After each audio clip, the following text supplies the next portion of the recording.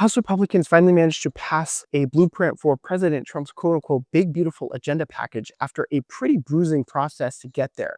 Congressman Thomas Massie from Kentucky was the only Republican to oppose the measure, joining a solid block of Democrats in doing so. And this was supposed to be the easy part for Republicans in terms of getting President Trump's agenda through the Congress, and it proved to be very difficult. During the vote itself, President Trump had been on the phone with some of the Republican holdouts and putting pressure on them to get on board with this blueprint. Not to get too technical here, but what this blueprint is it's called a budget resolution, which is needed to unlock the Senate reconciliation process, during which Republicans can actually start writing the legislation itself for President Trump's agenda. They're using the reconciliation process in the Senate because it allows them to bypass a Democratic filibuster, which would normally require 60 votes to overcome.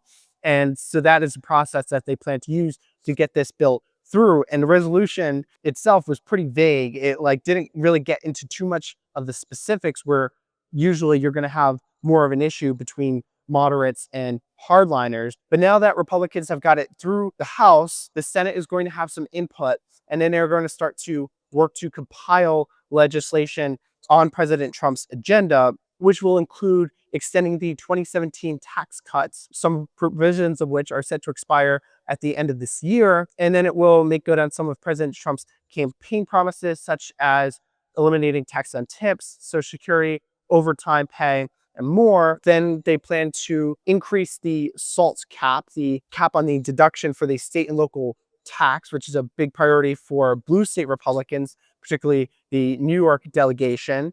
And then as part of this agenda package, Republicans are also planning to increase spending on border security and the military by about $300 billion.